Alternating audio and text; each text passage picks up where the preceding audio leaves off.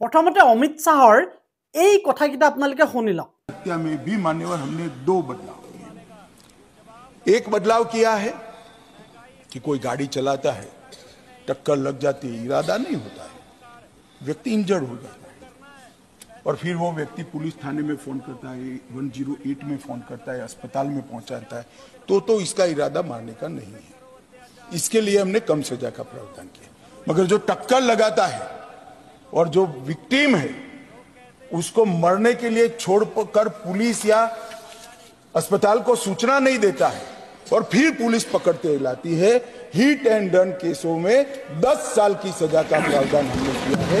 इससे बचे लोगों को হয় এইকিটা কথা অমিত শাহ ডাঙৰীয়াই কোৱা কথা।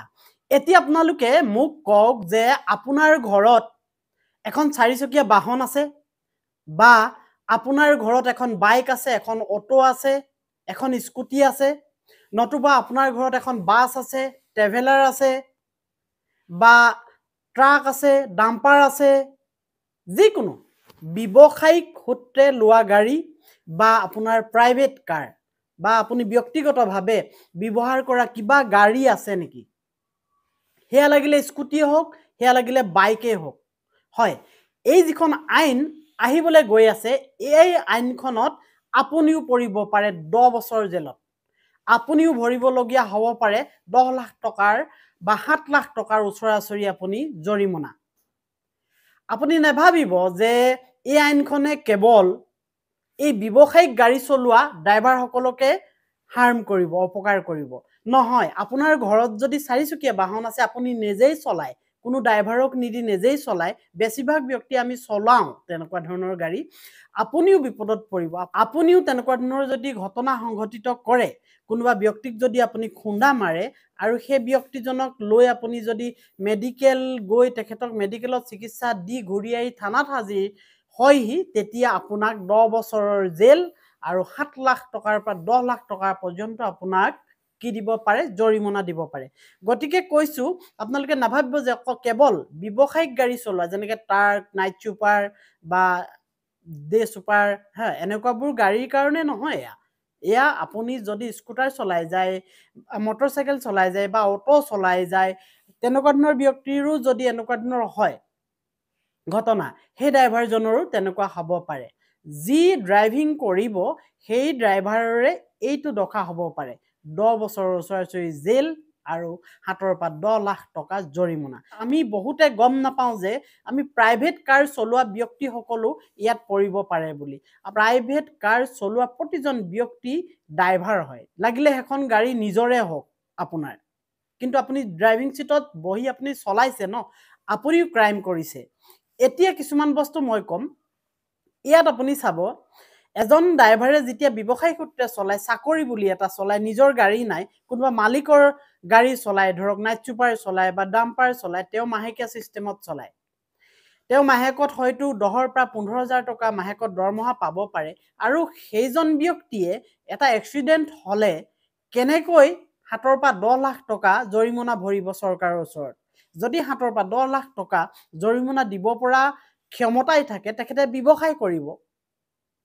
আৰু যেতিয়া এক্সিডেণ্টটো হ'ব, সেই এক্সিডেণ্ট হোৱা ঠাইডোখৰত স্থানীয় মানুহখিনি ক্ষোভিত হৈ থাকে আৰু তাত যদি গাড়ী কেনেবাকৈ ৰখায়, সেই ড্ৰাইভাৰজনক পিটিব আৰু জনসাধাৰণৰ হাততে হয়তো মৃত্যুমুখতো পৰিবলৈ আছে সেই ড্ৰাইভাৰজন। গতিকে তেওঁ তাৰ পৰা যদি পলাই দিয়ে, তেতিয়া চাজা আকৌ ডাবল বুলিও শুনিছোঁ। কিন্তু আৰু তাৰ পৰা সেই এক্সিডেণ্ট হোৱা মানুহজনক যদি হস্পিটেলত থৈ আকৌ তেওঁ চাৰেণ্ডাৰ কৰেহি, তেতিয়াও তেওঁ বাচি যাব নোৱাৰে, তেতিয়াও তেখেতৰ জেলে হ'ব, তেতিয়াও তেখেতৰ মানে সেই জৰিমনাটো হ'বই হ'ব। তেনেহ'লে ভাবি চাওক, এতিয়া এটা কথা লক্ষ্য কৰিব, যিসকল ধনী ব্যক্তিয়ে সেইটো ক'বলগীয়া কথা নাই, এতিয়া ধৰক মন্ত্ৰী, সংসদ বা এনেকুৱা ধৰণৰ ধনী ধনী ব্যৱসায়ীবোৰ আছে, তেওঁলোকে নিজে গাড়ী নচলায়, কিয়নো তেওঁলোকে কৰ্মচাৰী ৰাখে, ড্ৰাইভাৰ ৰাখে, ড্ৰাইভাৰে চলায়। গতিকে সেই ড্ৰাইভাৰসকলৰ কি অৱস্থা হ'ব, সেই ধনী ব্যক্তিসকলে চিন্তা কৰিব পৰা নাই হয়তো। গতিকে এই আইনখন আনিবৰ কাৰণে যৎপূৰ নাস্তিক চেষ্টা কৰি আছে। কিন্তু এই কথাটো জনা দৰকাৰ, ড্ৰাইভাৰসকলৰ কি অৰিহণা আছে এখন ভাৰতবৰ্ষত, কেৱল এইখন ভাৰতবৰ্ষতে নহয়, গোটেই ৱৰ্ল্ডত ড্ৰাইভাৰ নাথাকিলে বহুত খেলিমেলি হৈ যায়। একদম জ্বলন্ত প্ৰমাণ, জ্বলন্ত প্ৰমাণটোৱে হৈছে যিটো দিন পাৰ হৈ গ'ল এই দিনটোত সমগ্ৰ নৰ্থ ইষ্ট আৰু ভাৰতবৰ্ষ স্তব্ধ হৈ গ'ল, যোগাযোগ বিচ্ছিন্ন হৈ গ'ল। যি বেগ আলুৰ দাম 1400 টকা আছিল কুইণ্টেলত, সেই আলু একেদিনাই এদিন বন্ধ হোৱাৰ কাৰণে 150 টকা বাঢ়ি 1550 টকা হ'ল কুইণ্টেলত। তেনেহ'লে ভাবি চাওক এদিন সুবিধা পায়ে ব্যৱসায়ীয়ে কেনেকৈ দামবোৰ বঢ়াই দিলে প্ৰতিটো বস্তুৰ।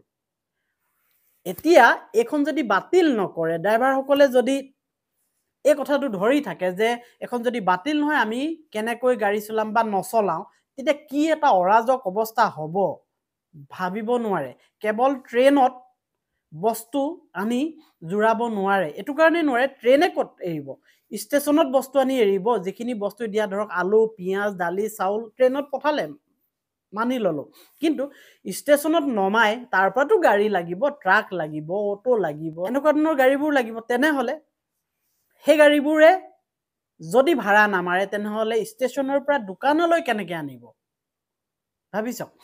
তেতিয়াই অৰাজকটো সৃষ্টি হ'ব। অৰ্থাৎ এই গাড়ীসমূহক বাদ দি আমি একদম অচলা অৱস্থা হৈ যাম ভাৰতবৰ্ষত। আৰু তাৰে একদম প্ৰমাণটো এই পাৰ হৈ যোৱা দিনকেইটাত আপোনালোকে পাইছে। ঠায়ে ঠায়ে বিক্ষিপ্ত ঘটনাও ঘটিছে। আচলতে এইটো বিক্ষিপ্ত ঘটনা ঘটিবলগীয়া তেনেকুৱা কথা নাই।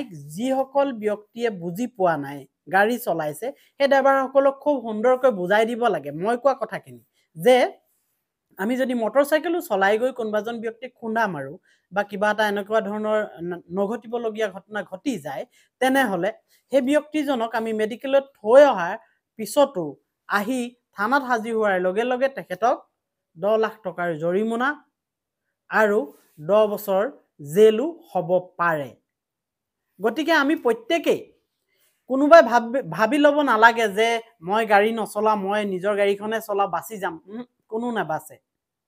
আনকি চৰকাৰী চাকৰিয়ালো আছে, কিছুমান ড্ৰাইভাৰ আছে, তেনেকুৱা ধৰণৰ খণ্ডত তেওঁলোকে কাম কৰে, সেই ড্ৰাইভাৰসকলো বাচি নাযায়।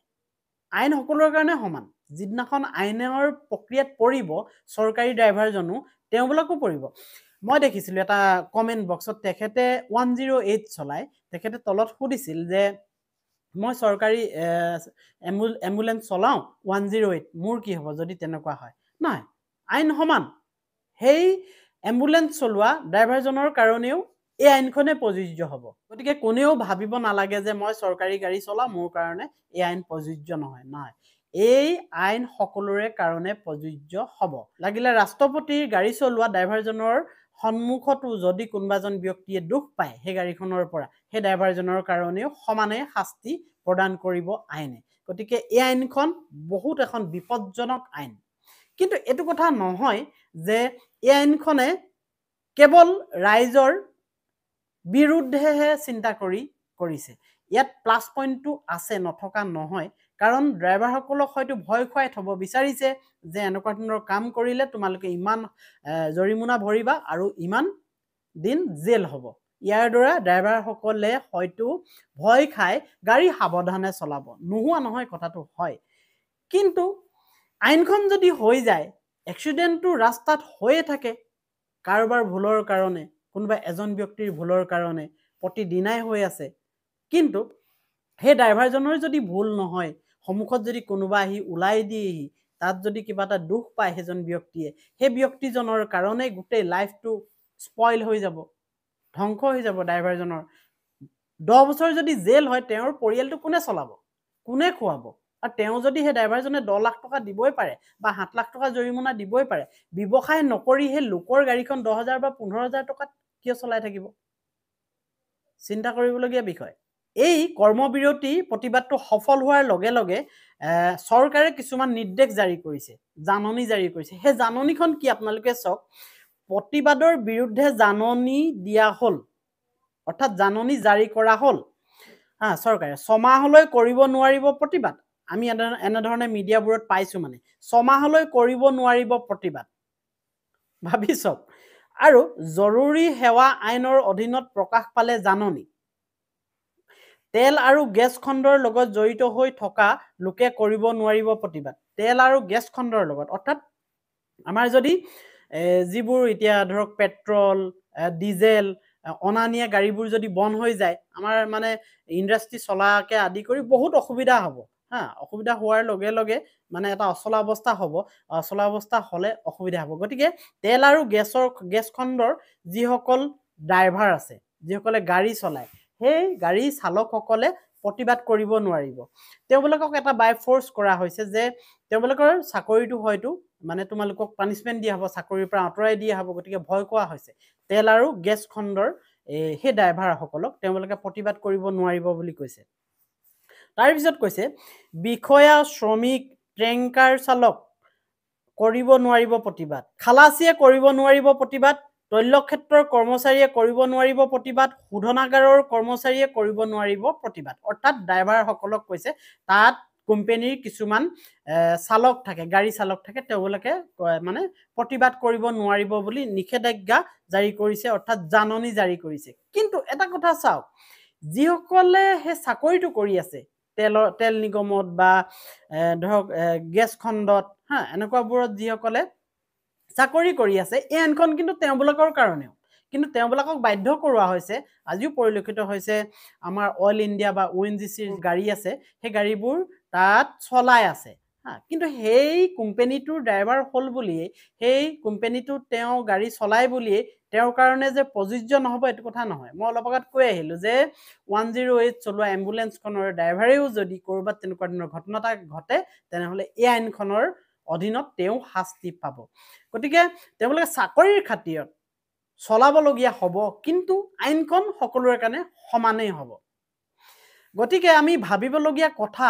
যে এই আইনখনে আমাক কেনেকৈ অপকাৰ কৰিব আৰু এই আইনখনত যদি চৰকাৰে লাগি থাকে একেলেঠাৰিয়ে যে এখন আমি গৃহীত কৰিমেই বুলি তেনেহ'লে দেশখন কিন্তু অচলা অৱস্থা হৈ যাব এই দুদিন তিনিদিনতে দেখিলে নহয় অসমততো এদিনতে দেখিলে বস্তুৰ দাম কেনেকৈ বাঢ়ি আকাশত উঠিল বস্তুৰ দামে গতিকে মই ক'বলৈ বিচাৰিছোঁ যে আমি প্ৰতিজন ব্যক্তি যিসকলে ব্যৱসায়িক গাড়ী নচলায় যিসকলে নিজৰ বাইকখন নিজৰ গাড়ীখন নিজৰ স্কুটিখন চলায় এই ব্যক্তিসকলো সাৱধান হোৱা দৰকাৰ আৰু চৰকাৰৰ এনেকুৱা ধৰণৰ পদক্ষেপক আমি আদৰণীয় বুলি ক'ব নোৱাৰোঁ আচলতে আইন হ'লে দুই পক্ষ হ'ব লাগিব সেই ড্ৰাইভাৰজনে যেতিয়া এক্সিডেণ্ট কৰিব সেই এক্সিডেণ্ট কৰা ঠাইখনত যেতিয়া সেই ড্ৰাইভাৰজনে নামিব নমাৰ লগে লগে তাৰ পাব্লিকে সেই ড্ৰাইভাৰজনক পিটিব আনকি মৃত্যু পৰ্যন্তও হ'ব পাৰে সেই ড্ৰাইভাৰজনৰ পাব্লিকৰ খঙত গতিকে এনেকুৱা ধৰণৰ আইন তাত আনক তাত ড্ৰাইভাৰজনে নামি সেই দুখ পোৱা ব্যক্তিজনক যদি গাড়ীত ভৰাই নিবলৈ লয়